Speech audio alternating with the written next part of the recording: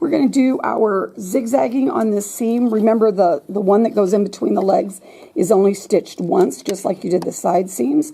And I've already got my machine set on zigzagging, so I'm just going to stitch a little bit to check to make sure that everything's looking okay. Needle up, presser foot up, pull off to the left.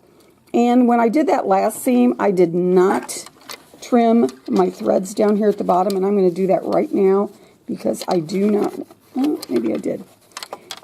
Because I don't want those threads to get caught up in the stitching when I do my zigzagging.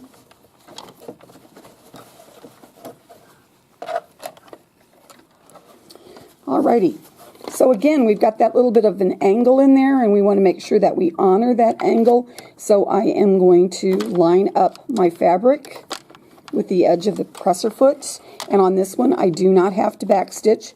I'm pretty near the edge, not exact, I'm not off the edge, but I'm pretty near it. Hold on to my threads when I get started, and I'm almost to that angle. See how I'm getting way off here? The angle's changed.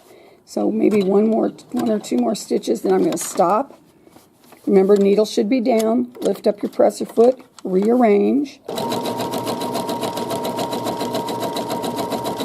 When we get to that center part, we want to make sure that our little flap does not get flipped over. I'm going to go a little faster just for you, so you don't have to watch me for quite so long. Remember that you don't want to get anything caught underneath as you're going. And I've got another angle here I'm coming up to.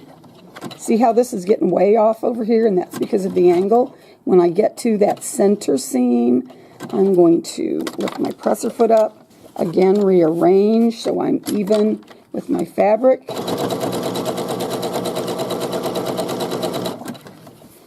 Always stop and smooth.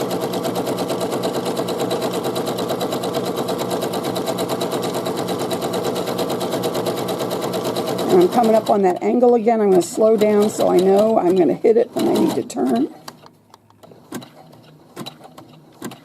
Alright, lift it up, reline up again, and just stitch off the end. Alright, needle up, presser foot up, pull off to the left, clip those threads, both of them.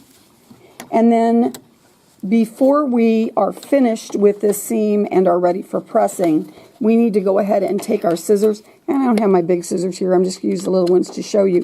You want to trim close to that zigzagging, but don't trim it off. Go all the way across, and then we're heading to the ironing board to press this.